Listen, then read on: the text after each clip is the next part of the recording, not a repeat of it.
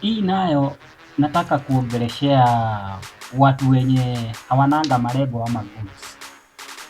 Mfano, unaweza kuta mtu anatia bidii sana kwa kazi zenye anafanya, lakini hata ukimuuliza na sasa unapangia maisha yako yakuwe vipi kesho, ama yani unapanga nini, yani tuseme kesho yake, kwa sababu utaishi kufanya hii kazi hii kwa bidii kwa sababu utazeeka. Kesho yake itakuwaje? Kuta mtu hata hana malengo. Lakini tuseme kama saa hii mwaka ukianza, unafaa uwe unaandika malengo yako, hata kama si kwa karatasi, kwa akili zako.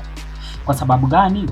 Mfano saa hii ukue kwa biashara yako ama kazi yenye unafanya, ama tu kwa life tu, kwa mzunguko wa maisha yako, ukutwe na msamaria mwema akuulize, unaweza taka nikufanyie nini? Unaweza sema nini kwa haraka haraka?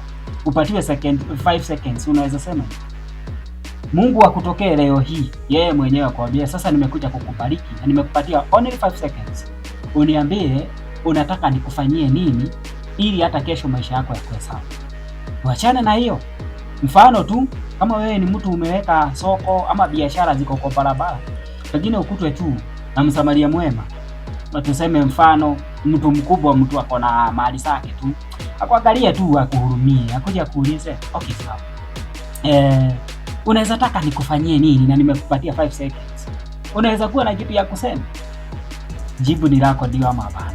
Kwa hivyo kwa kila kitu unafanya, mwaka tu ukianza tu hivi, andika your goals za huo mwaka. Useme mimi nataka kufanya hivi huu mwaka, nimeplan hii.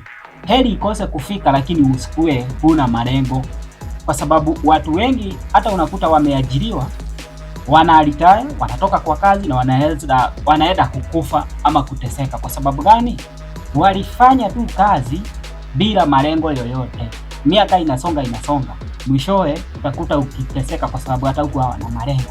Na malengo yenye utaandika kwa akili zako ama ndani yako ama pahali popote pale, ndio malengo hata utakuwa unaambia Mungu, haya ndio malengo yangu ya mwaka huu, kwa sababu pia mwaka ujao nitahitaji hiki na hiki na hiki. So ni vizuri kuwe na malengo, unaandika mahali, ila kwa kitabu, ila kwa roho yako, na lakini usikue tu umekaa tu. Usikue tu mambo yanakufanyia kama bahati mbaya, bahati nzuri. Kuwa na malengo.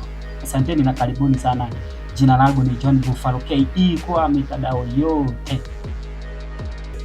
Wishing everyone a happy holiday. Ni Amidea Studios.